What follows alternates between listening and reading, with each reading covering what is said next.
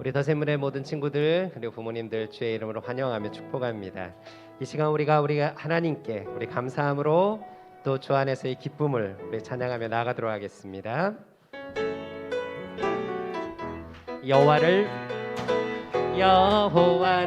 즐거이 불러 기쁨으로 주께 나아가리.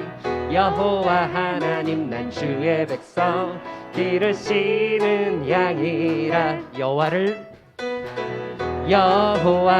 즐거이 불러 기쁨으로 주께 나아가리. 여호와 하나님 난 주의 백성 기르시는 양이라.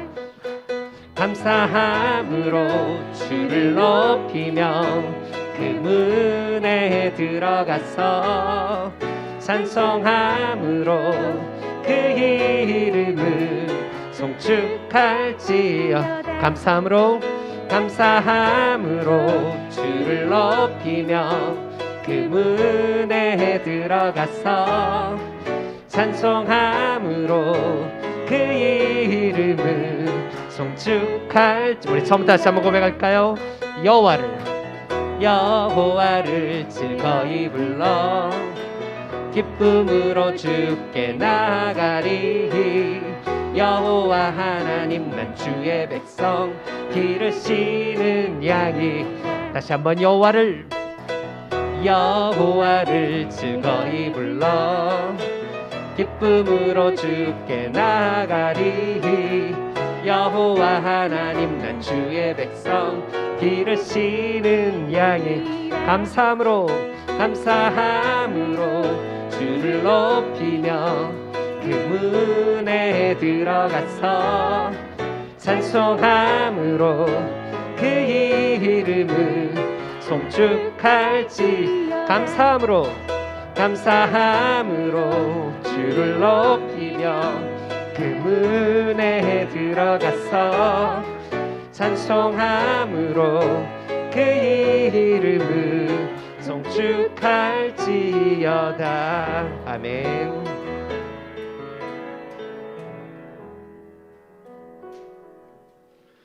이 시간 올리브 블레싱 시간입니다. 공동체 언약 고백으로 부모 세대가 믿음을 고백하고 삶을 살아가는 그 길을 따라서 자녀들이 그 고백 중에 믿음으로 서게 될 것입니다. 함께 고백하겠습니다. 제가 먼저 고백합니다. 언약 가족 여러분, 주님이 하나님이심을 아십시오. 그가 우리를 지으셨으니 우리는 그의 것이요 그의 백성이요 그가 기르시는 양입니다. 주님, 아이에게 어떻게 하여야 할지를 우리에게 가르쳐 주십시오. 마땅히 걸어야 할 그 길을 아이에게 가르치십시오. 그러면 늙어서도 그 길을 떠나지 않습니다. 젊은이가 어떻게 해야 그 인생을 깨끗하게 살 수 있겠습니까? 주님의 말씀을 지키는 길, 그 길뿐입니다. 말씀에 따라 조심하며 사는 사람은 일이 잘 되고 주님을 믿는 사람은 행복합니다. 아멘. 함께 하겠습니다. 주님께서 약속하십니다. 나 주가 너의 모든 아이를 제자로 삼아 가르치겠고 너의 아이들은 번영과 평화를 누릴 것이다. 아멘. 이제 앞을 보시고 사도신경으로 우리의 신앙을 함께 고백하겠습니다. 눈을 뜬 채로 화면에 나타난 활자를 또박또박 읽어가는 동안에 마음으로는 주님을 향한 믿음을 표현할 수 있기를 바랍니다. 자, 한 마음을 한 목소리로 표현하겠습니다. 준비됐나요? 나는 전능하신 아버지 하나님 천지의 창조주를 믿습니다. 나는 그의 유일하신 아들 우리 주 예수 그리스도를 믿습니다. 그는 성령으로 잉태되어 동정녀 마리아에게서 나시고 본도 빌라도에게 고난을 받아 십자가에 못 박혀 죽으시고 장사된 지 사흘 만에 죽은 자 가운데서 다시 살아나셨으며 하늘에 오르시어 전능하신 아버지 하나님 우편에 앉아 계사가 살아있는 자와 죽은 자를 심판하러 오십니다. 나는 성령을 믿으며 거룩한 공교회와 성도의 교제와 죄를 용서받는 것과 몸의 부활과 영생을 믿습니다. 아멘. 이제 자녀를 향하여 눈길을 돌리겠습니다. 부모님에게 허락하신 그 사랑, 고이게 하신 사랑 표현합니다. 엄마 아빠의 사랑. 엄마 아빠의 사랑 현석은호 엄마 아빠의 열매 하늘나라 하나님 주신 그 사랑으로 널 사랑해 엄마 아빠의 기쁨 건우선우 엄마 아빠의 선물 이안정원 하나님 주신 그 사랑으로 널 사랑해 아이 귓가에 부드럽게 속삭여 주십시오. 얘야 사랑한다. 자, 이 시간은 파송하는 시간입니다. 우리 유아 유치부 친구들 스스로 씩씩하게 뛰지 말고 당당하게 앞으로 나와주세요. 어이구 잘 나오고 있어요. 우리 앞으로 나오세요. 천천히. 네, 선생님들과 함께 나오겠습니다. 자, 유년 초등부 친구들 그 자리에서 일어납니다. 함께 찬미합니다. 너는 마른 땅에 하늘 있을 너는 주린 목에 샘의 축복 내가 서 있는 땅 영원히 마르지 않으리. 한 번 더 찬미합니다. 너는 사랑스러운 주의 축복 너는 향기로운 주의 약속 너를 통해 하나님의 언약이 성취되리. 너는 마른 땅에 하늘 있을. 자, 유년 초등부 친구들이 이제 선생님을 따라 파송되겠습니다. 재미있게 배우시기 바랍니다. 마르지 않으리. 자, 유아 유치부 친구들도 선생님과 함께 안내를 따라서 가겠습니다. 재미있게 배우세요. 자, 가능하신 분들은 그 자리에서 일어나시겠습니다. 주님을 찬미하겠습니다.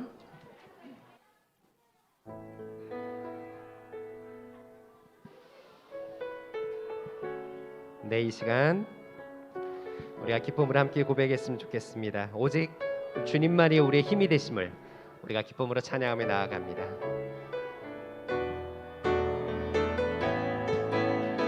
하늘 위에 주님밖에 하늘 위에 주님밖에 그렇습니다. 내가 사모할 자 이 세상에 없네. 내 맘과 힘은 믿을 수 없네. 오직 한 가지 그 진리를 믿네. 주는 나의 힘이요 주는 나의 힘이요 주는 나의 힘이요 영원히 주를 의지하리. 주는 나의 힘이요 주는 나의 힘이요 주는 나의 힘이요 영원히 주를 영원히 우리 처음부터 다시 한번 고백합니다. 하늘 위에 주님밖에 내가 사모할 자 이 세상에 없네. 연약한 내 맘과 힘은 믿을 수 없네. 하지만 오직 한 가지 그 진리를 믿네. 주는 나의 힘이요 주는 나의 힘이요 주는 나의 힘이요 영원히 주를 의지하리. 주는 나의 힘이요 주는 나의 힘이요 주는 나의 힘이요 영원히 주는 나의 힘이요 주는 나의 나의 힘이요 주는 나의 힘이요 주는 나의 힘이요 영원히 주를 다시 한번 고백합니다. 주는 나의 힘이요 주는 나의 힘이요 주는 나의 힘이요 영원히 주를 의지하리 영원히 주는 나의 힘이요 주는 나의 힘이요 주는 나의 힘이요 영원히 주를 의지 한 번 더 고백합시다. 주는 나의 그렇습니다. 주님만이 힘이요 주는 나의 힘이요 주는 나의 힘이요 영원히 주를 의지 우리 한 번 더 고백할까요? 주는 나의 오직 주님만이 힘이요 주는 나의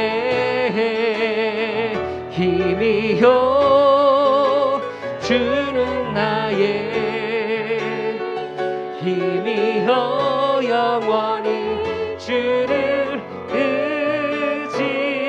의지하리 영원히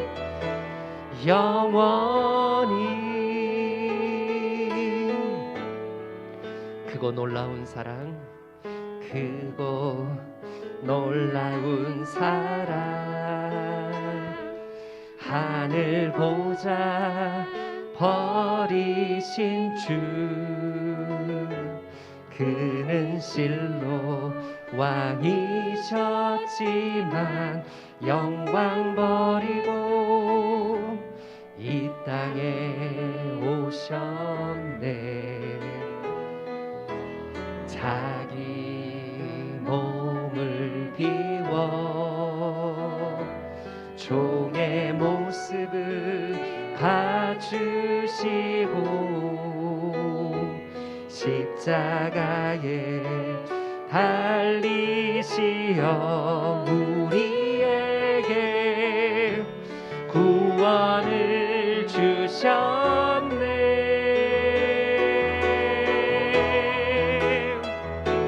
증량할 수 없는 그 사랑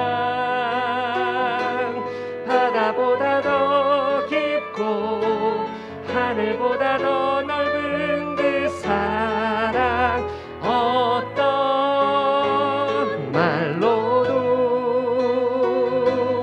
표현할 수 없는 그 사랑 하나님 아버지 사랑 나를 살게 하는 은혜 우리 처음부터 다시 한번 고백합니다. 크고 놀라운 사랑 하늘 보좌 버리신 주 그는 실로 왕이셨지만 영광 버리고 이 땅에 오셨네 자기 몸을 비워 종의 모습을 갖추시고 십자가에 달리시어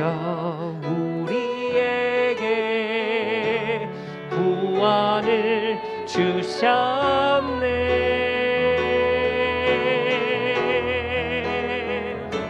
측량할 수 없는 그 사랑 바다보다 더 깊고 하늘보다 더 넓은 그 사랑 어떤 표현할 수 없는 그 사랑 하나님 아버지 사랑 나를 살게 하는 그 측량할 수 없는 그 사랑 바다보다 더 깊고 하늘보다 더 넓은 그 사랑 어떤 말로도 표현할 수 없는 그 사랑 하나님 아버지 사랑 나를 살게 하는 은혜 다 주의 크신 이름 높이며 다 주의 크신 이름 높이며 우리에게 행하신 위대한 일 감사하세 오 주의 신실하신 그 사랑 온 땅과 하늘 위에 계셔 홀로 영원하시 우리 목소리를 높여서 고백합시다. 다 주의 크신 이름 높이며 다 주의 크신 이름 높이며 우리에게 행하신 위대한 일 감사하세 오 주의 신실하신 그 사랑 온 땅과 하늘 위에 계셔 홀로 우리 한 번 더 고백할까요? 다 주의 크신 이름 높이며 아멘 다 주의 크신 이름 높이며 우리에게 행하신 위대한 일 감사하세 오 주의 신실하신 그 사랑 온 땅과 하늘 위에 계셔 홀로 영원하신 이름 온 땅과 하늘 위에 계셔 온 땅과 하늘 위에 계셔 홀로 영원하신 이름 우리 자리에 앉아 함께 기도하겠습니다. 우리에게 행하신 그 신실하신 사랑에 우리가 감사로 나아갑시다. 주님 저희로 그 사랑의 넓이와 깊이와 크심을 더욱 맛보아 알게 하옵소서. 그 어느 것과 바꿀 수 없는 하나님 나라의 복됨 하나님의 통치를 온전히 저희 일상 가운데 누리게 하옵소서. 우리 함께 기도하며 나아가겠습니다. 기도합니다.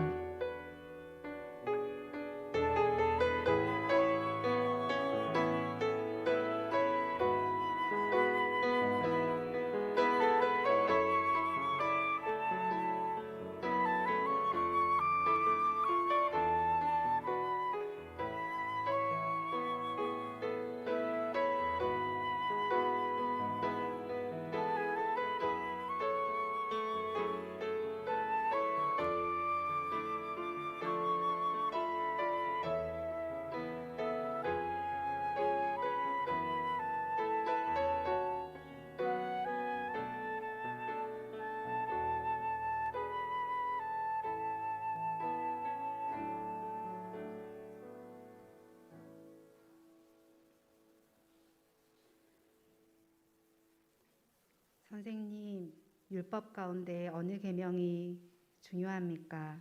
예수께서 그에게 말씀하셨다. 내 마음을 다하고 내 목숨을 다하고 내 뜻을 다하여 주 너의 하나님을 사랑하여라 하였으니 이것이 가장 중요하고 으뜸 가는 계명이다. 둘째 계명도 이것과 같은데 내 이웃을 내 몸과 같이 사랑하여라 하는 것이다. 아멘. 완전하신 하나님, 말씀이 육신되어 이 땅에 오신 주님을 찬양합니다. 말씀으로 우리를 매일 새롭게 하시며 통치하시는 주님을 찬양합니다. 그 어떤 말로도 주님을 다 찬양할 수 없음을 고백합니다. 그리스도의 고난을 깊이 묵상하는 사순절이지만 주의 뜻을 더 간절히 구하기보다 일상의 분주함과 현장에서 맞닥뜨리는 어렵고 불편한 상황들에 우리의 감정에 더 충실히 반응하고 합리화한 우리를 용서하여 주옵소서. 주님, 그런 우리이기에 주님의 말씀이 진리인 줄 알면서도 보이지 않는 벽이 있는 것처럼 그것이 우리의 한계라 생각하며 일상을 말씀으로 살아내기 어렵다 단정지었음을 용서하여 주옵소서. 주님을 사랑하지만 거기까지였습니다. 온 마음과 목숨을 다하여 주님을 사랑하라니요. 지킬 수 없고 불가능한 명령이라 생각했습니다. 내 몸과 같이 이웃을 사랑하라니요. 지킬 자신도 없고 솔직히 때때로는 기억하고 싶지도 않은 계명이었음을 고백합니다. 인간의 연약함을 핑계로 그렇게 하지 못하는 것이 당연하다 생각했었습니다. 예수님은 하나님이시기에 끝끝내 십자가를 지실 수 있었겠지. 그래야만 하셨으니까. 그런데요, 주님, 그동안 몰랐습니다.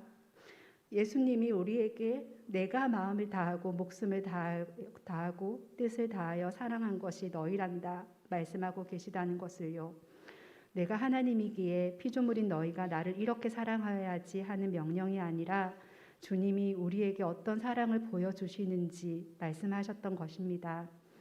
이제서야 그 말씀이 저의 심장에 콕 박혔습니다. 주님, 우리의 믿음 없음을 불쌍히 여겨주세요.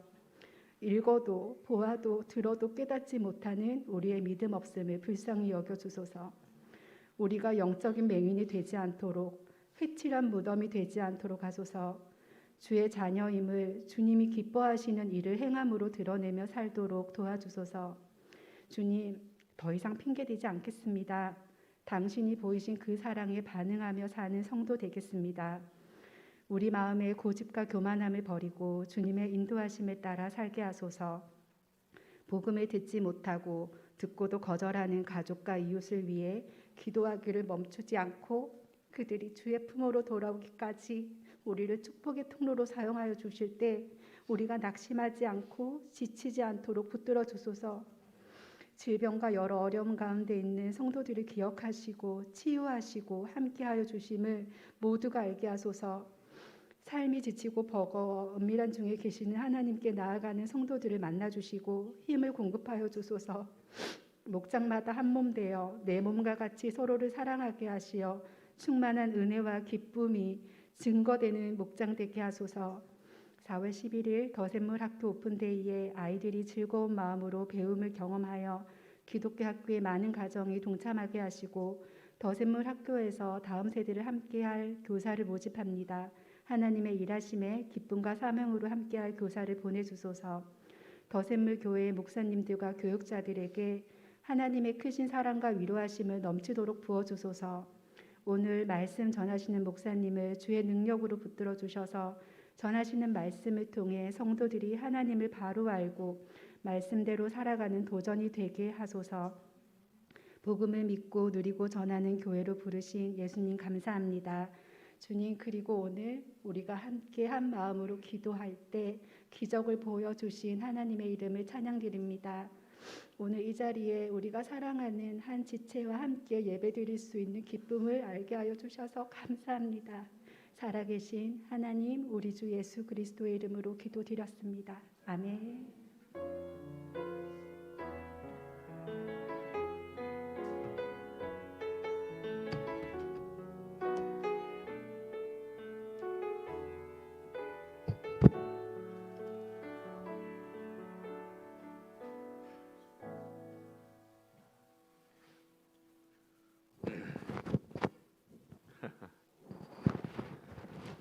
우리 임수현 목사님 우리 모두를 울리시네요.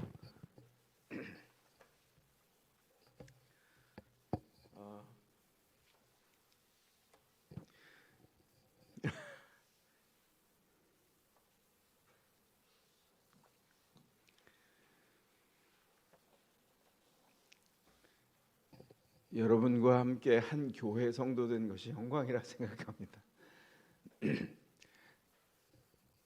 저는 이런 생각이 들어요. 복음서를 저희가 함께 나누면서 삶의 연약함과 강함의 부침이 분명히 우리 가운데 있을 거예요.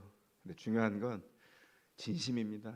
하나님이 우리 가운데 오신 생명 주신 진심을 깨닫고 주님 앞에 전심으로 반응하면 장담합니다. 사람은 변화되고 상황은 바뀔 겁니다. 기다리고 세워가는 그 과정을 함께 누리고 성장했으면 좋겠습니다. 오늘 이 자리에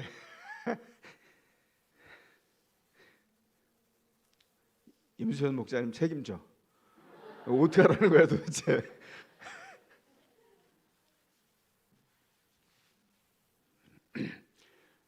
저희가 그동안 같이 기도해 왔던 3주 동안 쓰러진 절망의 바닥에서 주님이 구하시면 완전한 생명으로 일으킨다는 것을 현실로 보여주신 걸어다니는 기적이 오늘 이 자리에 왔습니다. 우리 이정환 집사님 그렇게 말렸는데도 오늘 주일날 나오셨어요. 무슨 하나님의 군대 특전사에 입대하시듯이 아주 새로운 헤어스타일로 오셨는데 이정환 집사님 잠깐 일어나서 우리 박수 한번 할까요?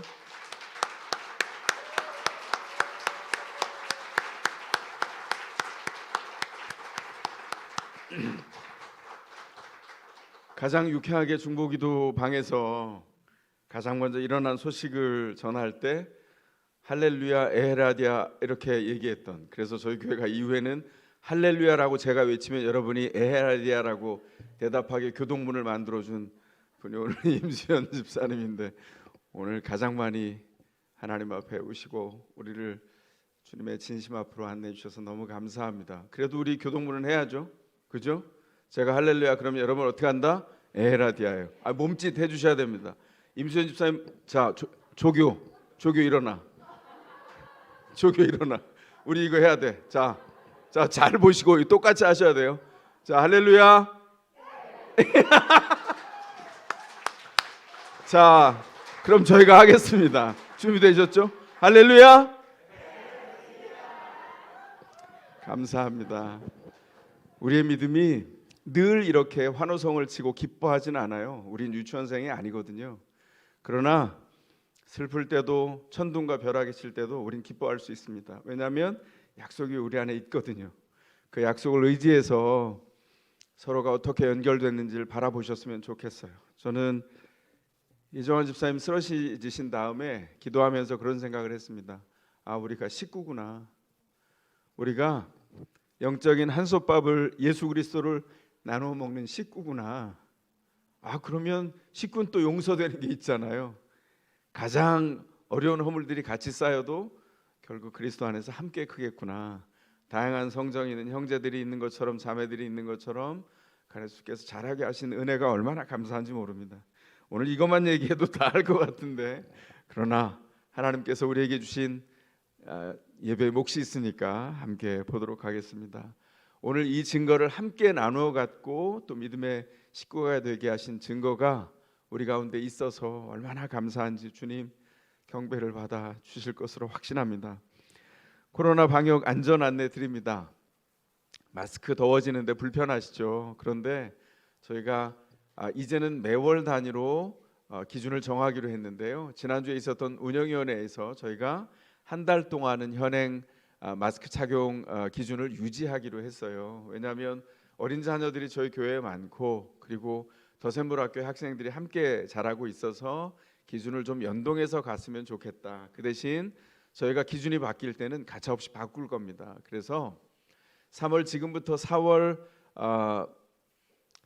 운영위가 있는 때까지는 요 기준 유지하는 것 기억하시고 마스크 착용하시는 것, 손세정 하시는 것, 환기하시는 것 기준 지켜주시기를 바라고요. 기억하시되 실외에서 활동할 때 개활지에서 답답하지 않고 안전이 확보되면 여세요. 괜찮습니다. 그런데 잘 판단하실 때 기준은 공동체 기준으로 실내에서도 마스크를 착용한다. 그래서 우리가 아무도 성도가 거기 없지만 출퇴근할 때 버스를 타실 때도 벗는 사람이 있어도 대부분의 분들은 또 착용을 하고 계신다고 하더라고요. 기억하시고 저희는 착용한다.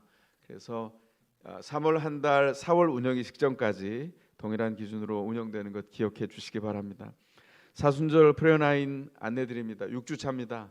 이제 2주밖에 남지 않았고 이번 주가 지나면 이제는 고난 주간을 저희가 새벽에 함께 맞이하게 될 텐데 사순절 프레어 나인 다른 거 없어요. 저희 교회가 일상을 베이스로 기도하지만 성도들이 어려움을 당할 때 중보기도에 기도팀에 많이 제목이 올라오는데, 기도하면서 지난 더세물 교회가 세워지는 동안, 함께한 동안 기도의 응답에 하나님이 신실하셨어요. 그거 기억하시죠? 단기전으로 하나님께서 이렇게 기적처럼 회복시키는 일도 있지만 장기전으로 호흡을 가다듬고 초점 삼아 해야 되는 일도 있습니다. 중요한 건 낙심치 않고 기다리는 것인데, 어디서 올까요? 더세물 교회의 힘은 성도들이 각자 흩어져 사는 일상의 현장에 있습니다. 그 현장에 하나님 앞에 서세요. 하나님 앞에서 우셔야 세상에서 웃을 수 있습니다. 하나님 앞에서 두려워하셔야 세상에서 담대할 수 있어요.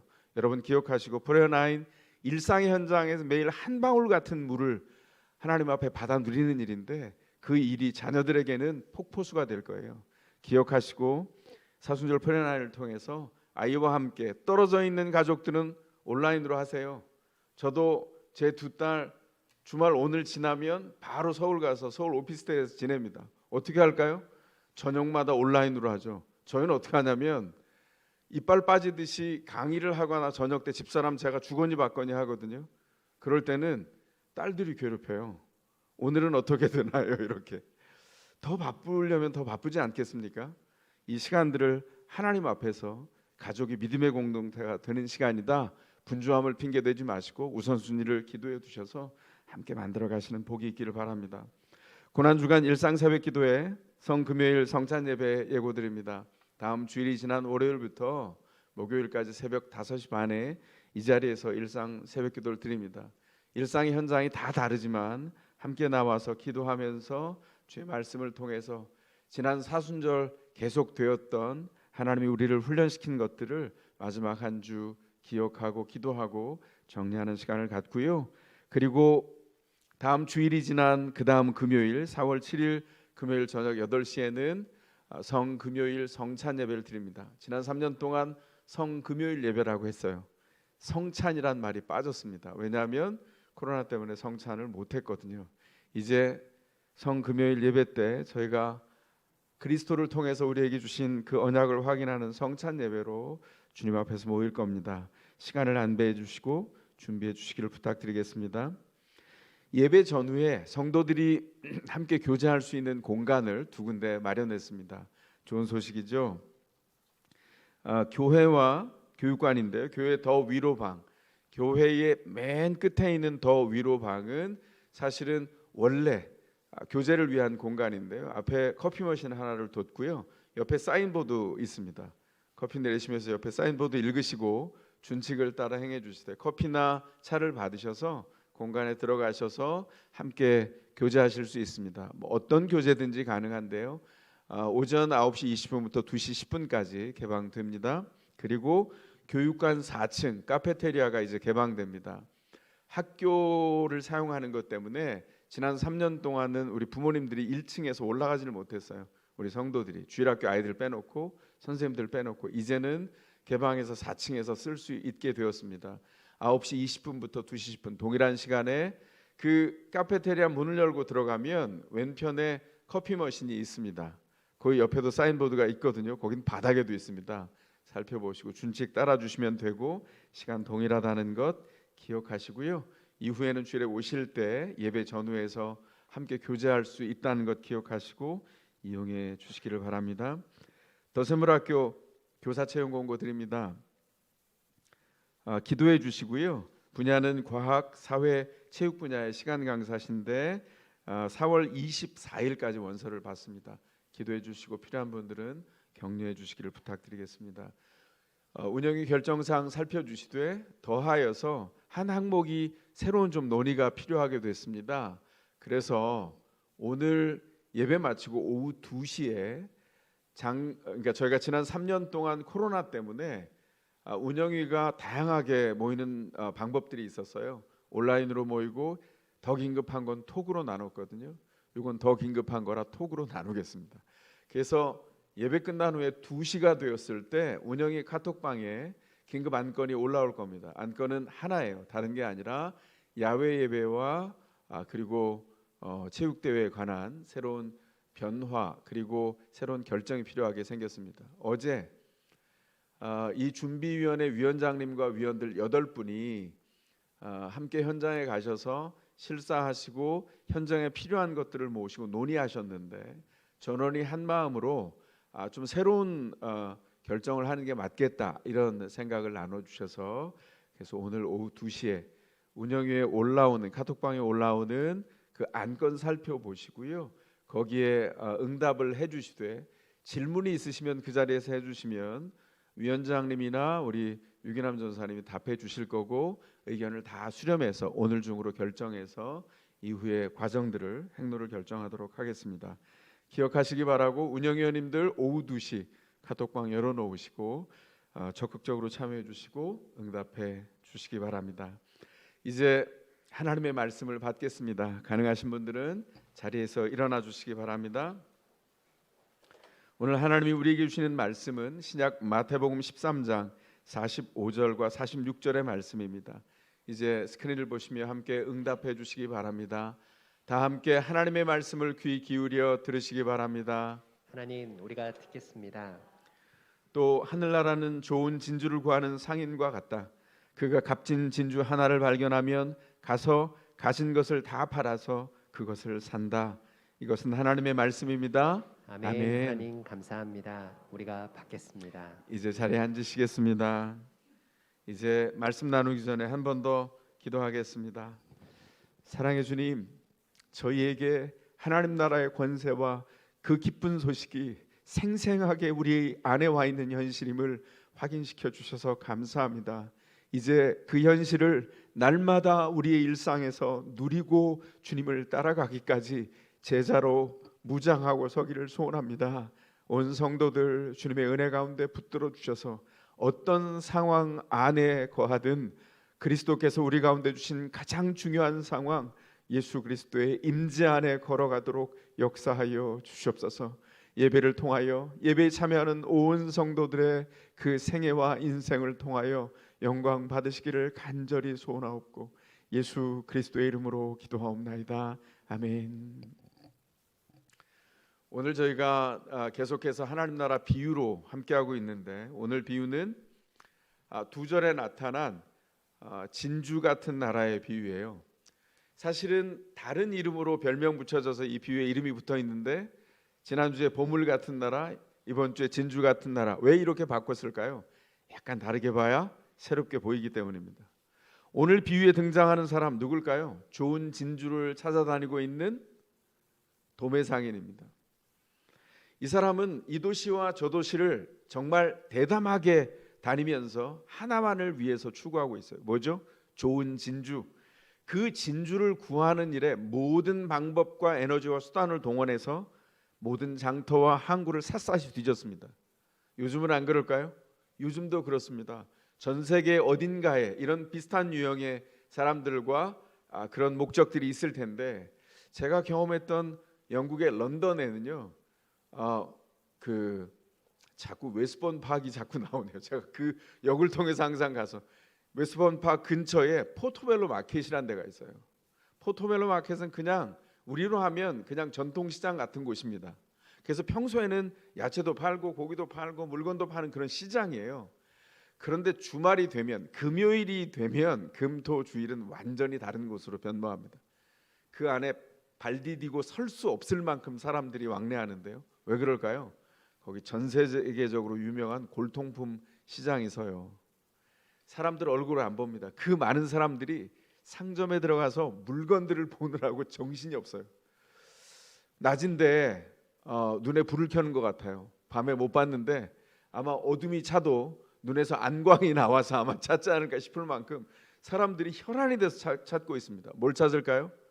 거기 그 하찮아 보이는 물건들 사이에 고대 유물들이 나와요. 제가 있을 때도 사람들이 환호성을 지르고 그래서 가봤더니 그리스 동전이 나온 겁니다. 어마어마한 가치를 가진 가격을 매길 수 있는 그런 동전들, 유물을 찾아서 고대 유물을 찾아 사람들이 그렇게 전 세계를 누비고 있죠. 가치가 뛰어나고 깊기 때문이죠. 예수님 시대에 좋은 진주를 만난다. 이건 엄청난 재산을 가진 부자가 된다는 뜻입니다. 그래서 상인뿐만 아니라 진주를 찾는 잠수부들, 목숨을 걸고 진주를 찾았어요. 지금 같은 장비가 있었을까요? 지금 같은 장비 하나도 없었습니다. 그 잠수부들은 수경도 끼지 않은 채 몸에 돌덩이를 매달고 숨을 참고 깊이 들어갔어요. 그러다가 나오지 못하는 사람도 비일비재했다고 합니다. 바닷속 깊은 곳을 들어가서 바닥을 샅샅이 뒤지면서 진주를 찾았다는 것이죠. 아니, 진주 요즘 얼마나 할까요? 그거 그렇게 비쌀까요? 이런 생각이 들지 모르겠어요. 예수님 당시로 가야 합니다. 예수님 당시의 진주의 가치는 오늘날로 비교하면 다이아몬드 같아요. 어마어마한 고가의 보물이었습니다. 당시의 기록을 보면 로마 시대의 율리우스 카이사르, 영어로 하면 줄리어스 시저, 그 줄리어스 시저가 이 진주와 연관된 역사적 기록을 하나 남겼습니다. 줄리어스 시저 누구죠? 율리어스 카이사르, 가이사. 성경에 나와 있는 로마의 황제를 가이사라고 할 때 그 이름이 율리우스 카이사르의 원래 이름이었어요. 근데 왜 그게 황제의 별명이 되었을까요? 왜냐하면 그 양아들, 그 율리우스 카이사르의 여동생의 아들이었던 옥타비아누스가 삼두 정치를 끝내고 로마의 황제로 등극하죠. 그리고 자신의 이름을 옥타비아누스에서 숭고한 자 아우구스투스로 바꿔요. 그때 그 앞에 별칭 하나를 더 붙입니다. 그게 카이사르 가이사예요. 그리고 자기의 양아버지를 신의 자리에 놓죠. 그리고 자신도 신의 반열에 오르는 사람이에요. 절대 권력자로 선 겁니다. 그래서 로마 시대의 황금기인 왕정의 시작이 바로 그 양아들부터 시작되죠. 그러니까 율리우스 카이사르는 로마 역사에 굉장히 분기점을 남긴 사람이에요. 근데 또 하나 유명한 게 있죠. 율리우스 카이사르 이집트에 애인을 뒀습니다. 이집트에 있던 애인 이름 여러분도 잘 아시죠? 이집트의 여왕이었던 클레오파트라. 그의 환심을 사기 위해서 좋은 진주 하나를 선물했는데 그 값이 얼마였냐면 오늘날로 환산하면 그 진주가 400만 달러, 51억이 넘는 어마어마한 선물을 주었고요. 당대의 최상품 진주는 지금 가치로 하면 1000만 달러, 130억 원이 넘었다고 하죠. 어마어마한 고가품이었어요. 이러니까 혈안이 되어서 온 것을 뒤지고 찾아다니고 목숨 걸고 바다로 뛰어드는 겁니다. 자, 그러면 진주 같은 나라의 비유가 뭘 얘기하고 있는지 조금 감이 잡히지 않습니까? 하나님 나라가 값으로 매길 수 없는 어마어마하게 귀한 것이라고 우리한테 증언하고 있습니다. 우리가 예수 그리스도를 통해서 그 나라의 통치를 누리고 있어요. 어떤 것이냐? 영원한 보물을 발견한 것과 같다. 예수님의 제자였던 사도 베드로는 베드로전서 1장 4절에서 이렇게 증언합니다. 이 보석은 썩지 않는다. 더럽혀지지 않는다. 낡아서 사라지지 않는 보물이다. 신자를 위해서 하늘에 간직한 보화다. 이렇게 선언했습니다. 그 보화를 누가 누리고 있다고요? 예수 그리스도를 영접한 자, 그 구원 안에 들어간 사람이 다 누리고 있습니다. 문제는 지난주와 마찬가지로 이게 전혀 다른 그 값을 그 값만큼 알고 있는지, 그 절박하게 누리고 반응하고 있는지 여부에 따라 그 나라와 통치를 누리는 것은 전혀 판도가 다르다는 것이죠. 지난주에 나눴던 보물 같은 나라와 이 진주 같은 나라는 조금 다른 점이 있어요. 뭐죠? 밭에 숨겨진 보물을 일하다가 일꾼이 우연히 발견해서 그 보화를 얻기 위해서 밭을 샀다면, 우연히 발견한 거라면 이 진주는 처음부터 의도를 가지고 접근하는 거죠. 진주가 얼마나 귀한지를 알았기 때문에 열리를 다 제치고 목숨을 걸고 온 소유를 다 모아서 찾아다니는 상인과 잠수부가 있었다는 것입니다. 이 진주 같은 나라의 비유가 말하는 게 이거예요. 하나님 나라는 모든 인생이 찾고 찾을 만한 가장 귀한 것이다. 그럼 뭘 해야 되죠? 운명을 바꾸는 결정을 해야 돼요. 내가 가진 모든 것을 다 팔아서 그 진주를 얻을 것이냐, 이 중대한 결정을 하기 위해서 삶의 우선순위가 결정되었는가? 이 비유는 우리에게 그렇게 묻고 있습니다. 그래서 진주 같은 나라의 비유는 그 하나님의 나라 앞에 서 있는 사람들의 삶의 우선순위에 대해서 묻고 있는 비유입니다. 여러분들은 삶의 우선순위가 어떻게 결정되어 있습니까? 비즈니스 계통에서 경영 계통에서 유명한 멘토였던, 왜냐하면 지금 작고하셨기 때문에, 하이럼 스미스라고 하는 분이 쓴 소중한 것을 먼저 하라라고 하는 책이 있습니다. 이 책에 보면 질문이 나와요. 이렇게 질문합니다. 여기 항아리가 하나 있습니다. 그리고 그 곁에 큰 돌이 하나 있고 작은 돌멩이들이 있고 모래가 있습니다. 조건은 이 항아리에 다 담깁니다. 그러나 어떤 순서에 따라 담느냐에 따라서 항아리에 다 담을 수도 있고 담지 못할 수도 있습니다. 어떤 순서대로 담을까요? 이렇게 질문합니다. 사람들은 이렇게도 대답하고 저렇게도 대답해요. 정답은 큰 돌을 먼저 넣는 거예요. 큰 돌을 먼저 항아리에 넣고 그 사이사이 빈자리에 작은 돌멩이들이 들어가고 그 사이사이에 모래를 부으면 그 사이사이에 모래가 채워져서 항아리에 가득 채워진다는 거죠. 그 반대로 하면 어떻게 될까요? 모래를 먼저 넣고 작은 돌멩이를 넣고 그러면 큰 돌은 들어갈 자리가 없습니다. 뭘 얘기하는 거죠? 이 항아리는 인생의 비유예요. 그리고 큰 돌과 돌멩이와 모래는 가장 중요한 것과 중요하지 않은 것, 가장 긴급한 것과 긴급하지 않은 것입니다. 그래서 이 책을 통해서 4가지로 분류를 하죠. 이건 경영에 관련돼서 쓴 책이라 4가지입니다. 그래서 제가 중요, 기뇨, 그 다음 단계의 덜 중요, 덜 기뇨, 안 덜 중요, 안 덜 기뇨, 안 덜 중요, 안 덜 기뇨, 이렇게 4단계로 나눠서 저도 수첩에서 적용해서 오랫동안 써봤어요. 그 수첩이 지금도 남아 있습니다. 그런데 이걸 영적인 세계에 비유하면 인생은 완전히 달라지죠. 인생 전체 안에 가장 중요한 것을 먼저 넣지 않으면, 나머지 것들을 먼저 채워 넣으면 가장 중요한 것을 인생에서 얻을 수 없는 어마어마한 실패를 경험하게 된다는 것입니다. 하나님 나라를 이야기하는데도 이 비유는 적절합니다. 하나님 나라, 그 나라는 누가 들어오는 나라입니까? 영적으로 인생이 파산해서 저주 가운데 있고 불행 한가운데서 정말 내가 살아도 이렇게 살 수는 없는 거야, 이렇게 시달리며 한탄하는 세상이라고 하는 바다 한가운데에 주님께서 값비싼 진주를 숨겨두셨다는 거예요. 똑같은 파산과 절망과 어려움이 있는 인생의 바다 안에 진주가 숨겨져 있다는 것입니다. 이 진주는 누구를 위해서 마련되었는가? 영적으로 비천한 사람, 비참한 사람이 얻을 수 있어요. 무지한 사람이 얻을 수 있습니다. 죄를 반복해서 먹고 마시면서 사는 모든 이에게 열려진 특권이에요.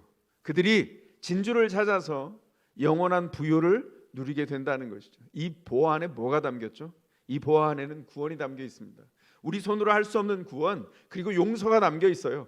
주님이 일방적으로 용서하셨기에 그 용서 때문에 내가 상처로 평생 안고 있었던 누군가, 내가 저 인간은 다시 보지 않을 거야, 내가 생각만 해도 이가 부득부득 깔리는 어떤 사람, 너무 큰 용서를 받았기에 용기를 내서 용서하고 놔줄 수 있도록 내 삶을 풀어내는 권력과 힘이, 은혜가 바로 이 보호 안에 담겨 있어서 내가 영원히 절망할 수밖에 없는 사람이었는데 기뻐할 수 있도록 나를 바꾸어 주시고, 불안에 끝도 없이 시달릴 것 같은 내 가슴에 평안이라는 게 이런 것이구나 맛보게 하시고, 아름다움이 무엇인지, 선이 무엇인지, 영광이 무엇인지 우리에게 맛보아 알게 하셨어요. 어디에 들어있다고요? 하나님 나라의 통치와 그 영원한 삶, 예수 그리스도를 영접한 삶 안에, 예수 그리스도의 임재 안에 이 권능이 들어있다는 겁니다. 중요한 건 인간이 발견할 수 있는 가장 귀한 보화를 진주라고 비유하고 있는데, 그 귀한 보화인 하나님 나라를 얻으려면 어떻게 해야 되냐? 오늘 비유의 목적 한 가지, 우선순위를 고려해야 된다는 거예요. 더 분명한 도전은 뭐죠? 우선순위를 바꿔야 된다는 것입니다. 자신이 소유한 모든 것을 포기할 수 있어야 한다고 말합니다. 지금까지 유지해왔던 우선순위를 생각해보라고 이야기하고 있어요. 지금까지 생활했던 우선순위, 내가 우선순위를 적어놓고 생활하든 잠재적으로 그냥 마음으로 무심코 생각하든 다시 한번 곰곰이 따져보니 내 삶의 우선순위에 하나님이 빠져있는 건 아닌가 질문하고 돌아봐야 된다고 얘기하고 있는 거예요. 교회는 다니고 있는데 믿음은 있다고 하고 성경은 읽는데, 성경은 옆에 끼고 다니는데, 정말 이 안에 나타난 그 약속대로 내가 모든 것을 다 내어놓고 하나님이 1번인, 첫 번째인 삶의 우선순위를 따라 살고 있느냐, 그 질문에 답을 해야 하고, 만약 빠져 있다면 어떻게 해야 된다고요? 바꾸지 않으면 진주 같은 나라는 얻을 수 없다고 합니다. 그 안에 들어와 있다 해도 불탄 구원 같은 부끄럽고 창피한 구원, 믿음이 1인분이 아니라고 했잖아요. 자기 겨우겨우 연명하는 채로 살아가는 부끄러운 상태를 면할 수 없다고 얘기해요. 하나님 나라는 풍요한 나라입니다. 자신을 세워갈 뿐만 아니라 자신이 세워가는 동안에 그 품 안에 10사람, 100사람, 1000사람, 10,000사람, 100만 사람을 채워갈 수 있는 놀라운 은혜를 그 가슴 가운데 두셨어요. 그래서 인생의 우선순위를 하나님께 먼저 둔 사람은 가장 소중한 것을 하나님께 드리죠. 어떤 큰 희생이라도 하나님께 먼저 드려서 감당합니다. 오해하지 마십시오. 제가 돈 얘기하는 거 아닙니다. 인생과 운명에 관한 이야기를 하고 있는 거예요. 상인들은 모든 것을 다 팔아서 진주를 샀어요. 이런 말은 아닙니다. 오해하지 마십시오. 영생은 물론 돈으로 살 수 있는 게 아니에요. 행위로 살 수 있는 게 아닙니다. 그만큼 하찮은 게 아니란 뜻이에요. 예수 그리스도께서 구원의 대가를 다 치르셨어요. 그분이 다 이루셨고 그분을 영접하는 자마다 구원을 얻어요. 그러나 영생은 회개한 죄인에게 값없이 주어지지만 믿음으로 값없이 얻은 영생, 그건 단지 관념적인 동의에 머물지 않는다는 뜻이죠. 예수님이 돌아가셨다고? 나를 위한 1인분도 있는 거지. 동의. 이렇게 해서 얻는 게 아니에요. 만약에 예수 그리스도를 통해서 내 생애가 바뀌는, 운명의 판도가 바뀌는 하나님의 결정이 이루어졌다면, 그것을 받아들였다면 내 삶의 내용도 달라질 수밖에 없다는 것입니다. C.T. 스터드라고 하는 그의 생애 전체를 들여서 전도했던 사람은 이렇게 기록에 남겼어요. 예수 그리스도께서 나를 위해서 모든 것을 희생했다면 내가 가진 모든 것으로 하나님께 반응하는 것은 너무나 당연한 일이다. 저는 그분의 글을 읽다가 바로 요 대목에서 충격을 받았습니다. 머릿속에 각인돼 버렸어요. 그렇지, 예수가 그렇게 귀한 분이지 관념적인 것으로 끝나지 않고 구원이 그토록 귀중하다면 모든 것을 다 버리는 용기가 그리스도의 은총 안에서 우리에게 주어진다는 것입니다. 저는 이런 생각이 들어요. 여러분 예수 믿을 때 어땠습니까? 제가 예수 믿을 때 이랬습니다. 어렸을 때부터 교회를 다녔어요. 어떻게 하다 보니까. 그런데 구원이 뭔지 몰랐습니다. 그냥 교회 문화만 배웠습니다. 왔다 갔다 했죠. 20대가 되었을 때 무거웠습니다. 삶은 왠지 내가 스스로 할 수 없는 너무나 많은 것들이 있다는 것을 발견했어요. 교회는 그냥 왔다 갔다 했다 그랬죠. 목청이 좋아서 제가 믿음도 없는데 성가대 솔리스트였어요. 그니 얼마나 중요했겠습니까? 그런데 믿음이 없어요. 교회 선배님들이 계속해서 기도해 주셨어요. 제가 그 기도를 알고 있었습니다. 제가 영접한 그 해가 중요했습니다. 연초부터 끊임없이 주님 앞에 집중했어요. 왜냐하면 믿어지지 않기 때문에 주님 믿게 해달라고, 믿음을 달라고 계속 기도했고 대화했고, 그 시간이 지나서 여름이 되었습니다. 너무 답답한 마음이었어요. 제가 한여름에 금식을 했어요. 기도원에 가서 금식한 게 아니라 그냥 일상생활을 다 하면서 아침부터 저녁까지 일을 다 하면서 금식을 했습니다. 길지는 않았어요. 3일 금식을 한 마지막, 지쳤죠. 저녁 밤 10시에 아무것도 먹지 않아서 에너지가 다 떨어진 그 저녁에 발을 끌고 집으로 돌아오고 있는데 집 모퉁이 전봇대 밑에 웬 남자가 서 있는 거예요. 제 선배님이었습니다. 저를 위해서 계속 기도해 주셨던 선배님. 저한테 나지막하게 이렇게 말씀하셨어요. 오늘은 나와 함께 이야기를 좀 나눴으면 좋겠다. 그 선배 집으로 갔습니다. 그때가 밤 10시였어요. 4시간 동안 새벽 2시가 될 때까지 시달렸습니다. 왜냐하면 고집이 셌거든요. 제가 자꾸 이분이 영적인 진리에 대해서 도전한 것은 제가 들었는데 그 다음에 네 입으로 시인하여서 예수가 너의 삶의 주인인 것을 네가 스스로 시인하라고 말하는데 너무 유치하게 들리는 거예요. 이런 유치한 걸 해야 됩니까? 라고 말은 못했어요. 우리 선배님이 너무 정성스러워서 그런데 너무 유치하게 느껴지는 거예요. 나중에 알았죠. 그게 제 고집이라는 걸. 성경이 그렇게 말하고 있다는 걸 나중에 알았습니다. 새벽 2시가 되었을 때 이러다 죽을 것 같다. 근데 사실은 주님께서 제 마음을 열어주셨어요. 그래서 그때 주님, 예수님이 제 삶의 주인이고 구원자가 되심을 인정하고 믿습니다. 주님을 영접합니다. 그리고 세상이 바뀌었습니다. 그 작은 단순한 응답 안에 제 세상이 바뀌는 걸 경험했어요. 온갖 신비한 걸 다 경험했지만 제가 신비를 나누지 않습니다. 이유가 뭘까요? 그 신비는 결국 예수 그리스도, 이 성경에 나타난 예수 그리스도께 안내하는 안내자일 뿐이거든요. 그 신비는 아무것도 아니에요. 근데 그 얘기를 하면 다 거기 집중하죠. 그래서 그 얘기 안 해요. 제가 그 모든 것을 통해서 제가 예수께 굴복하게 됐어요. 예수께 굴복한 다음에 제 마음이 보인 첫 번째 반응이 뭔지 아세요? 하나님이 기뻐하시는 생각을 하려면 내가 버려야 될 것이 뭐지? 이런 생각을 하게 됐어요. 그래서 제가 그동안 사귀었던 두 애인을, 저 양다리 걸쳤어요. 두 애인을 떠나보냈습니다. 한 애인은 대한민국의 전국을 주유하던, 그때는 소주가 지역마다 다르게 다 있었거든요. 그런데 전국을 주유하던 소주는 사업들이 소주, 큰 사이즈의 소주가 있어요. 요즘 그런 말 안 쓰잖아요, 그죠?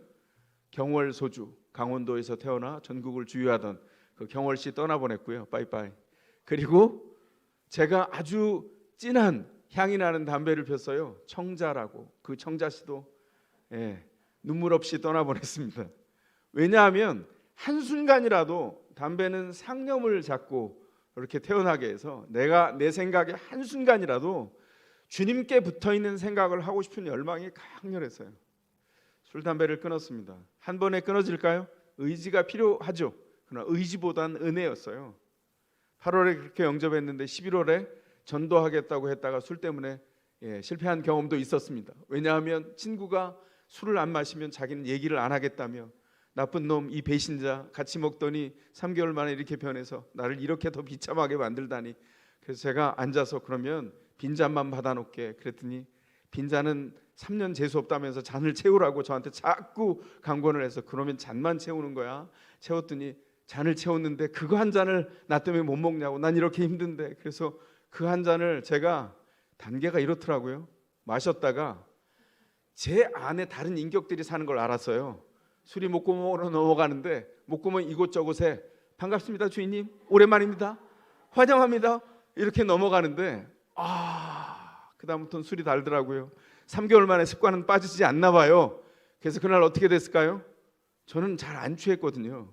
저는 마시고 취한 친구를 부축을 하고 그렇게 집에 왔다가 그 밤에 제가 잠을 못 잤어요. 깨가지고 주님 앞에 회개하느라고 친구 집이어서 울지도 못하고 입을 이렇게 쥐어뜯으면서 속으로 기도하다가 그 다음날 무거운 하루로 주님 앞에 나아가서 그날 제가 사역자로 부름받는 그런 일도 생겼어요. 중요한 건 습관이 그렇게 바뀐 두 애인을 떠나보내고 그 다음엔 뭐가 있었을까요? 저의 말하는 습관. 저는요, 말에 재치 있게 말하는 거 참 좋아했고 재주도 좋았습니다. 그냥 오면 바로 받아쳤어요. 그 받아친 말이 유쾌하지만 상대방은 비서가 되는 쌤통인 말을 많이 했습니다.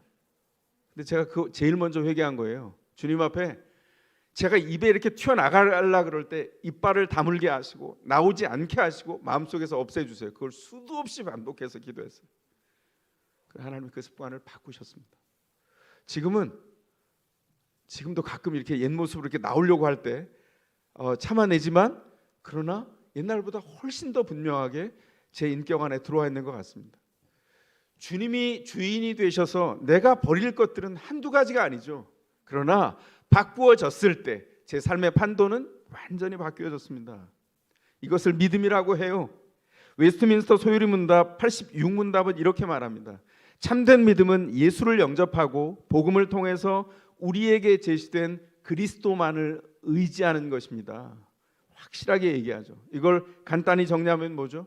인생의 우선순위를 하나님께 둔 인생, 우리의 모든 것과 그리스도를 맞바꾸게 된 것을 말하는 거예요.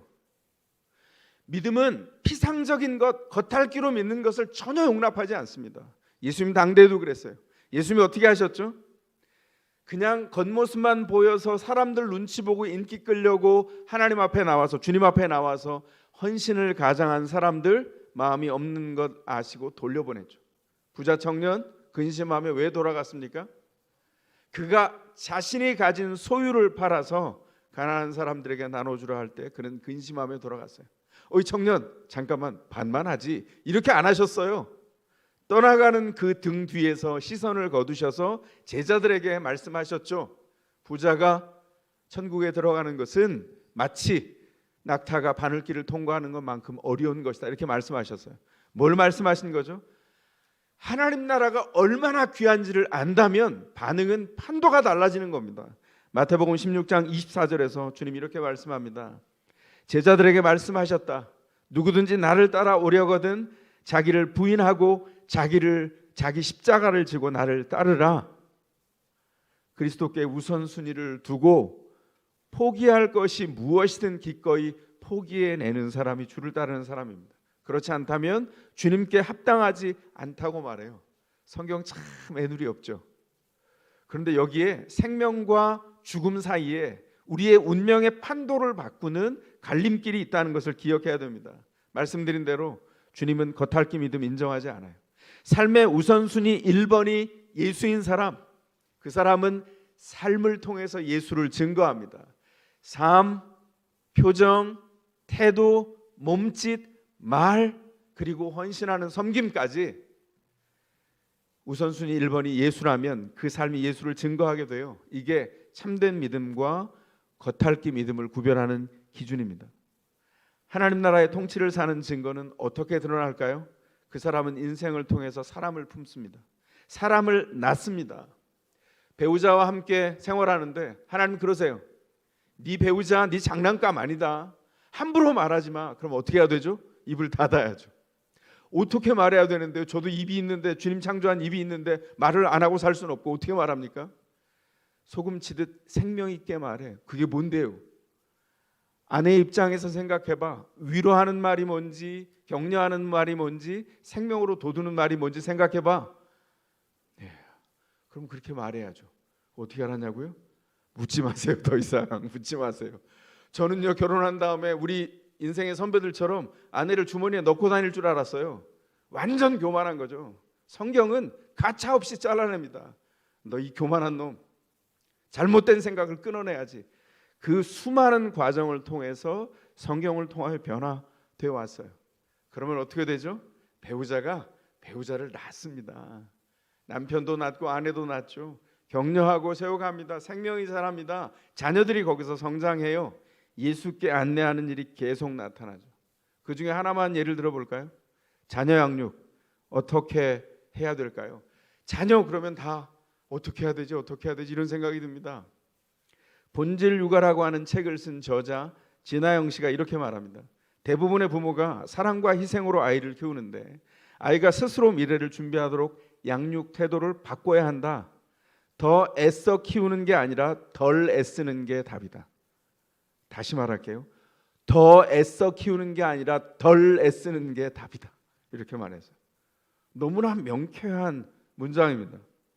애써 키우는 양육의 우선순위는 누가 있죠? 애써 키우는 양육의 우선순위에는 부모 자신이 있어요. 자녀를 양육한다고 하지만 자기 욕망을 채워가려고 계속합니다. 부모의 욕망에 아이를 담아요. 그러면 어떤 일이 벌어지죠? 아이를 인위적으로 조정하려고 합니다. 여기 공통점이 있어요. 그게 뭐냐면 우선순위에 하나님이 빠졌다는 겁니다. 덜 애쓰는 양육은 교육 주권을 먼저 하나님께 드리는 것을 말합니다. 내가 이 아이의 부모이지만 하나님께서 나에게 청지기로 위탁하셔서 하나님의 뜻대로 품에 두고 양육하되 파송하면 주님의 자녀로 파송하는 거예요. 그렇게 교육 주권을 주님께 드리려면 두 가지가 선행돼야 돼요. 하나는 내가 자녀의 모든 문제를 해결할 수 없다는 것을 인정해야 됩니다. 부모가 자꾸 어떻게 서려고 하냐면 자녀의 문제 해결자로 서려고 해요. 양육자는 자녀의 문제 해결자가 아닙니다. 자녀가 문제를 해결하도록 촉진하는 사람이죠. 그런데 그렇게 하지 않고 이게 뉘앙스가 하나 차이 같은데 어마어마한 차이를 두죠. 자신이 문제를 해결하려고 그래요. 전하영 씨가 또 말합니다. 우리가 자녀를 키우는 궁극적인 목적은 자녀가 주도적이고 독립적인 성인으로 자라게 하는 것이다. 한마디로 자립이라는 거예요. 믿음 안에서는 어떤 자립이 있죠? 자립의 전제가 있습니다. 혼자 스스로 서지만 혼자 스스로 서는 거기에 우리 주님이 함께 계신 그 자립을 말해요. 부모가 이거 어떻게 보여주죠? 그냥 말해서는 아이를 키울 수 없어요. 말로 아이를 교육할 수 없습니다. 뭘 해야 되죠? 부모가 살아내야 돼요. 부모가 삶을 담아내지 않으면 아이는 그 말이 거짓말인 것을 금방 알아요. 부모가 그래서 스스럼없이 하나님 앞에 있으면 아이 앞에서 실수를 인정하기도 합니다. 그리고 자녀는 그 일을 통해서 부모를 인정하죠. 우리 부모님이 여유 있으시구나. 실패와 실수도 인정하시네. 그리고 그 증거는 다른 게 아니라 우리 아빠 엄마가 하나님께 연결되어 있는 거야. 그리고 부모는 이렇게 말하죠. 10년이 지나고 20년이 지난 어느 날 한 번, 두 번 말하는 겁니다. 평생. 얘야, 엄마 아빠가 어렵고 절망할 만한 때에 절망하지 않았지, 그지? 그거 왜 그랬을 것 같아? 그거 엄마 아빠의 힘이 아니고 엄마 아빠를 통치하시는 하나님의 능력이야. 그럴 때마다 하나님께 나아갔어. 엄마 아빠가 웃는 것 같지만 눈물도 훔쳤어. 힘들어했어. 그런데 주님이 은혜 주시고 용기 주셔서 하나님의 뜻을 따라 걸어갔어. 그런데 이 얘기를 하는 이유는 너희도 너희가 선 그 현장에서 혼자 있는 것이 아니라 하나님이 함께 있는 사람으로 살아가기를 원한다. 엄마 아빠의 평생의 소원이야. 그게 믿음 안에서 아이를 자립시키는 양육이라고 하는 것입니다. 우리가 다 자녀를 사랑하죠. 자녀를 사랑하기 때문에 빨리 해결하려고 개입해요. 더 애씁니다. 그러나 말씀드린 대로 부모는 자녀의 문제 해결자가 아닐 뿐만 아니라 가르치는 자가 아니에요. 부모는 자녀를 가르치기 전에 하나님 앞에 먼저 배우며 사는 자입니다. 먼저 배우며 살지 않으면 말로써 가르치는 것은 아무 힘이 없어요. 시간이 지날수록 더 그렇습니다. 아이가 자랄수록 더 그래요. 앞에서 듣는 것 같죠? 콧방귀 낍니다. 왜냐하면 아이들은 통합된 지혜와 삶을 보기를 원하거든요. 어디서 볼까요? 부모에게서 보지 않으면 볼 곳이 없어요. 전하영 씨, 제가 다시 한번 참고합니다. 이분이 본질적인 부모의 책무에 대해서 이렇게 얘기했어요. 빠르게 변하는 시대를 맞이하고 있다. 우리 자녀들은 우리보다 그 변화에 더 빠르게 적응할 것이다. 변하는 시대를 살 아이는 부모보다 미래를 더 잘 알고 있다. 아이보다 부모가 더 잘 아는 게 딱 한 가지 있다. 백미라고 생각합니다. 바로 삶의 근본 가치다. 저 여기서 무릎 쳤습니다. 진주를 발견하기 위해서 모든 것을 주님 앞에 드릴 때 우리가 드리는 양도 증서의 하나가 자녀 양육권이에요. 자녀 양육권을 주님께 드려야 됩니다. 왜냐하면 주님께서 우리에게 위탁하신 자녀거든요. 눈 질끈 감고 주님께 위탁해야 돼요. 여기 지금 삶의 근본 가치가 무엇입니까? 말씀드린 대로 하나님 때문에 살았고 하나님 때문에 웃었고 하나님 때문에 절망할 상황에서도 희망을 품었다. 그 힘은 부모 자신에게서 나오지 않고 하나님께 있다. 이걸 아이에게 가르쳐 주는 거죠. 그게 삶의 근본 가치입니다. 그렇다면 우리가 물려줄 수 있는 유산은 뭘까요? 삶의 근본 가치죠. 그거 외에는 더도 말고 덜도 말고 하나님이 아이의 삶의 그곳에 계셔야 된다는 거예요. 둘째는 내가 자녀의 인생을 대신 살 수 없다는 것을 인정해야 돼요. 부모들이 자녀를 너무 사랑하다 보니까 자녀가 문제가 생기면 부모가 즉시 개입하는데 문제가 한 걸음 더 나아가서 자녀 대신 살려고 하는 부모들이 있어요. 그러면 안 돼요. 왜냐하면 자녀를 대신 살아줄 수 없을 뿐만 아니라 그렇게 대리전을 치르면 아이는 계속 지체하로 남게 됩니다. 성장하지를 못해요. 아이가 문제가 생겼을 때 마음이 급해질 때 이렇게 질문해야 돼요. 내가 아이의 인생의 모든 순간 내가 평생 대신 살아줄 수 있을까? 답은 너무나 정확하죠. 대신 살아줄 수 없습니다. 만약에 그렇게 한다면 아이는 스스로 사는 법을 주님 안에서 배우지 못해요. 프레나인과 워십나인이 중요한 이유가 여기 있습니다. 프레나인 하는 동안 제가 말씀드렸죠. 주중에 대부분의 시간 10분 넘지 말라고. 왜 그랬을까요? 기도를 짧게 하는 게 은혜라서 그랬을까요? 그거 아니고요. 아이들의 삶의 긴 마라톤 안에 리듬을 만들어주기 위한 거예요. 아이들이 그 영적인 리듬을 가져야 됩니다. 그런데 그 일주일 중에 가능하다면, 주말이 보통 가능하겠죠, 하루 정도는 긴 시간을 내주세요. 그리고 아이의 인생 이야기를 듣는 겁니다. 언제요? 너 기도 제목이 뭐야? 그 기도 제목을 얘기할 때 한 주간은 어땠어? 너 요즘 마음의 날씨는 어떠니? 요즘 봄이라 너무 밝지? 오늘을 제가 비유해 보자면 햇살이 너무 밝고 오늘 좋았잖아. 네 마음이 그래? 아니면 벼락이 갑자기 쳐? 천둥 번개가 치니? 아니면 장마가 졌어? 계속 추적추적 비가 오는 거야? 네 마음은 어때? 아이가 엄마 아빠가 왜 이러시지? 안 그랬는데 내가 뭘 잘못했나? 잠깐만, 이거 뭐지? 대답 잘해야 되는데, 이런 생각이 들 거거든요. 그 일이 계속 반복돼서 확신이 들면 아이가 편안하게 자기 의견을 이야기해요. 그러면 아이가 자기 삶을 웃음으로도 얘기하고 눈물로도 얘기하고 자기 이야기를 술술술 풀어놓을 겁니다. 장담컨대 이거 듣는 거 쉽지 않아요. 왜 그렇습니까? 어린아이들은 어떻게 할까요? 즐거워요. 즐거워. 힘든 것도 즐거워. 5살, 6살. 와, 아니 엄마 있잖아, 오늘 놀이터에 누구 만났는데 막 이렇게 얘기하잖아요. 아, 아빠, 야 진짜 이거 어떻게 통과하지? 어우 머리야, 이렇게 생각이 되거든요. 그때 뭐 해야 되냐? 들으셔야 돼요. 15살이에요. 아이가 얘기를 합니다. 너 말은 그렇게 하면 안 되지. 똑바로 이렇게 관여하시면 안 돼요. 토달지 말고 그거는 아빠가 문제 해결을 알지, 솔루션 제공하려고 하지 마세요. 아이는 생각보다 자신이 어떻게 걸어가야 되는지 알아요. 이거 제가 어떻게 알았냐고요? 묻지 말라니까요. 이건 대답을 해야 되겠네요. 이거 제가 했던 방법입니다. 저 정말 가슴 터지는 줄 알았어요. 솔루션을 이걸 줘도 안 되고 이걸 줘도 안 되고 저걸 줘도 안 돼요. 따님이 가지신 부모님들 축복합니다. 특별히 아빠들. 왜냐면요, 딸을 이해할 수 있다고요? 거짓말하지 마세요. 딸은 이해의 대상이 아니에요. 딸은 그냥 받아들이는 대상입니다. 아빠에겐. 엄마에게 아들이요? 이해가 가능하다고요? 제발 좀 그만하세요. 이해 못해요. 그냥 받아들여야 돼요. 성장기에 있는 10대 아이들 이해 못합니다. 빨리 받아들이는 게 중요하세요. 그 다음에 뭘 할까요? 아이를 들어야 돼요. 듣다 보면, 관계를 연결하다 보면 자신 스스로가 알아요. 내가 어떻게 성장해야 될지를 아는데 거긴 전제가 있습니다. 가정이 내가 쓰러지거나 무너지거나 세울 수 있는 모든 과정에 가장 안전한 안전판이라는 것을 발견해요. 애들 키우다 보면 지랄 총량의 법칙에 지배를 받는 거 아시죠? 평생을 난리 부르스를 치는 지랄 총량이 있대요. 근데 그 중에 절반 이상을 10대에 씁니다. 와, 죽죠. 그걸 교육 전문 용어로 붕괴 실험을 한다 그래요. 붕괴 실험. 10대 때 붕괴 실험을 해요. 자빠져요. 얘가 왜 이러지? 내가 알던 아들 딸이 아니에요. 그때 뭐 하는 거냐? 그때 이 아이가 내가 안전하다고 여기 쓰러졌구나, 그리고 들어주셔야 돼요.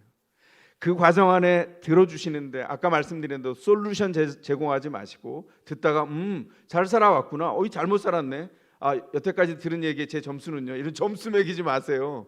절대 안 돼요. 그냥 있는 그대로 듣는 겁니다.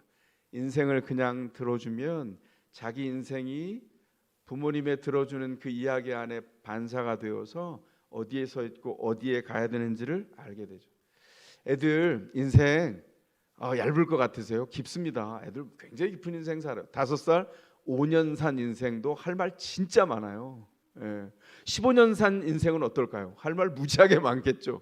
그 아이들이 어떤 인생을 살고 있는지 들어보면 깜짝깜짝 놀랄 얘기도 거기서 나오거든요. 근데 있는 그대로 인정해야 돼요. 왜냐하면 인생은 결론을 맺기 위해서 목표를 추구하는 게 아니라 인생 그 자체가 과정이거든요. 구원 안에서 성공한 것을 누려가는 과정이에요. 그 과정을 하나하나 소중하게 여겨야 됩니다. 그 안에는 자기의 부족함도 들어갑니다. 자기의 결핍도 있는데 부모가 결핍을 지적하는 게 아니라 자녀 스스로가 결핍을 내어놓도록 해야 되죠. 평가받지 않기 때문에 내어놓아도 부끄러움이 없는 그곳이 어디냐면 가족이 함께 나누는 곳이에요. 그 이야기가 다 나눠졌어요. 한 주에. 해결은 아무것도 없습니다. 그 다음에 어떻게 할까요? 그 모든 이야기를 가지고 부모님이 자, 오늘 우리가 함께하는 곳에 우리가 얘기했지. 여기 우리 하나님이 계셔. 우리 하나님이 들으셨는데 우리가 다시 정리해서 주님 앞에 가지고 가자 기도하는 겁니다. 그 일이 계속 반복되는 동안 아이들의 삶이 형성되고 가족은 믿음의 가족으로 믿음의 가문으로 성장해 가는 겁니다. 이 과정이 가장 중요해요. 이 반복을 통해서 믿음의 가족이 형성되기 때문입니다. 아이가 믿음의 부모를 통해서 이제 뭘 찾기 시작하죠. 뭘 찾을까요? 바로 진주를 찾기 시작하는 겁니다. 부모가 믿는 거 부모의 삶이 따라오지 않으면 거짓말이라고 생각해요. 아이들이 10대가 지나고 스스로 결정할 수 있는 만 18살이 되면 왜 교회를 떠나는 아이들이 그렇게 많을까요? 부모의 삶의 등을 통해서 배우지 않았기 때문입니다. 그러니까 우리가 해야 될 일은 그 교육에서 우리 스스로가 세워져 가는 거예요. 진주를 찾고 있습니까? 우선순위를 새롭게 했습니까? 교육 주권을 주님 앞에 드렸습니까? 자녀가 그 삶을 바라보면서 주님 앞에 서가요. 예수 믿고 땡이다 생각하지 마세요.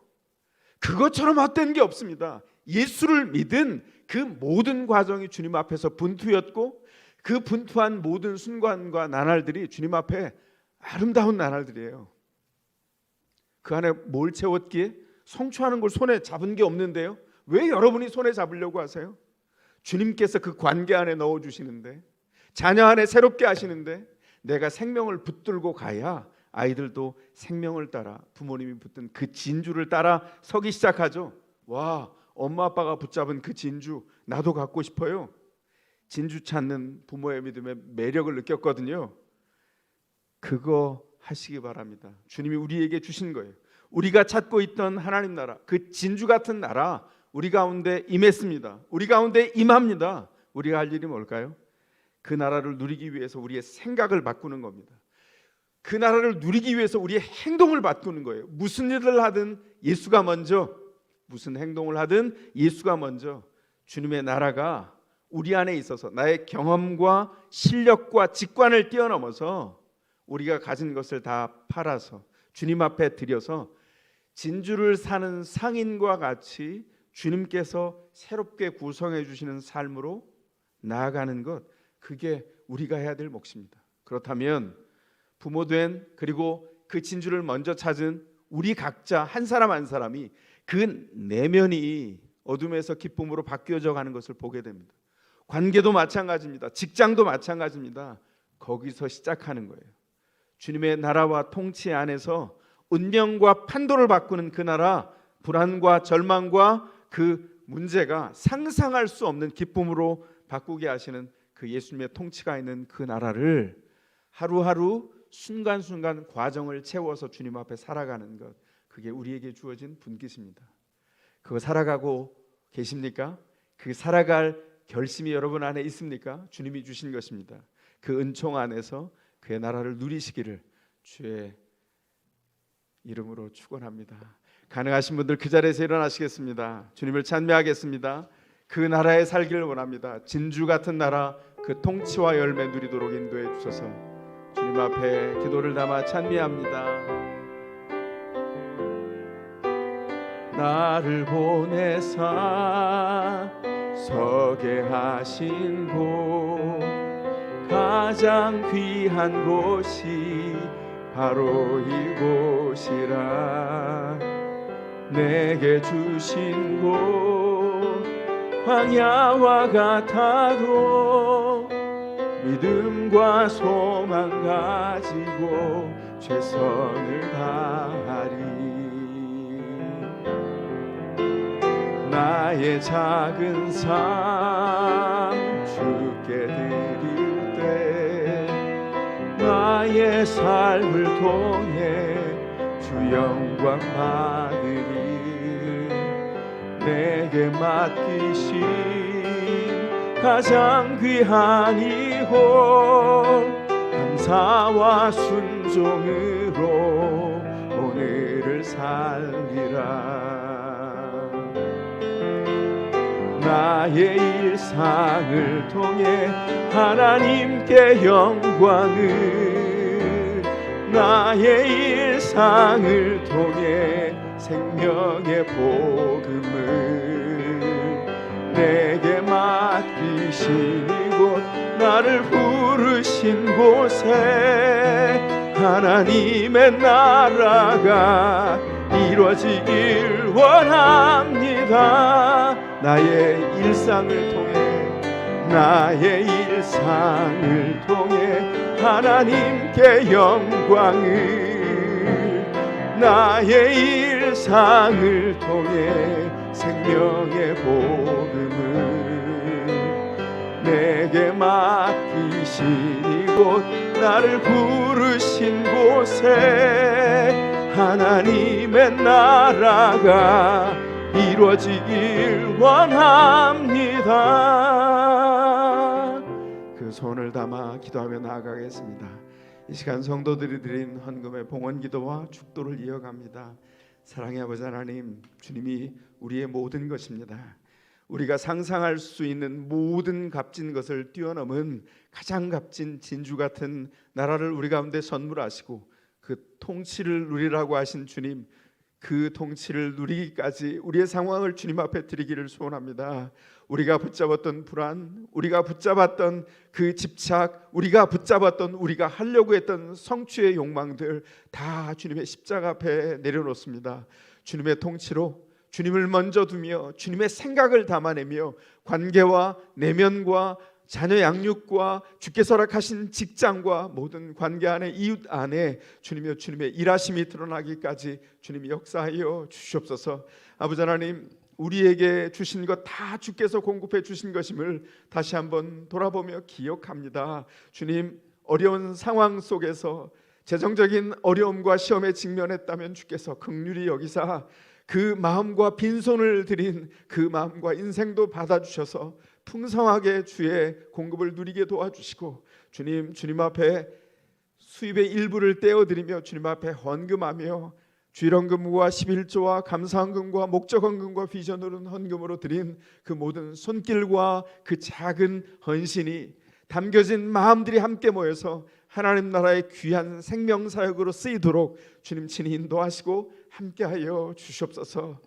지금은 우리 주 예수 그리스도와 성부 하나님과 성령 하나님의 구원하심과 사랑하심과 마르지 않도록 하나님의 하나님 되심을 알려주시며 우리의 생애가 하나님의 사람과 그 믿음의 경주임을 기억하고 포기하지 않고 믿음의 삶을 살게 하시는 그 놀라운 은혜가 오늘 주님 앞에 머리 숙여 주님을 예배하며 경배하며 그 삶을 살기로 소원하는 열망 가운데 그 마음을 붙잡고 주님 앞에 헌신기를 원하는 주의 사람들 머리 위에 그 자녀가 배나다한 영감으로 주님 앞에 세워지기를 사모하며 주님 앞에 나아가는 더샘물학교와 샘물중고등학교, 은혜샘물초등학교와 세인기독학교 위에 더샘물 교회에 속한 모든 언약의 가정들의 부모님들과 자녀들 위에 모든 선생님들 위에 주께서 파송하신 더샘물 성도들의 모든 일상과 일터 위에 땅끝까지 나아가 담대한 주의 나라를 선포하는 모든 선교사님들의 생애 위에 지금부터 영원토록 함께 계실지어다. 아멘.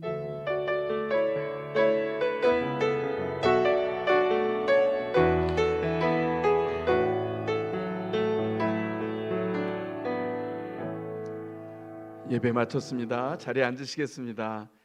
오늘 한 주간도 이번 한 주간도 주님의 은총 안에서 굳건하게 걸어가시기를 바랍니다. 오늘 뒤에 나가시면 이제 걸어다니는 기저귀 돌아다니실 텐데 상하지 않도록, 보물이니까 상하지 않도록 이렇게 접촉해 주시고 위로하시고 위로받으시기 바랍니다. 자, 주먹 옹골차게 해주시고 대본은 뒤에 있죠. 제가 더샘물하면 버팀목 위로자 기도자입니다. 준비되셨나요? 100사람의 목소리로 시작하겠습니다. 더샘물, 더샘물, 더샘물. 한 주간 그렇게 사시기 바랍니다.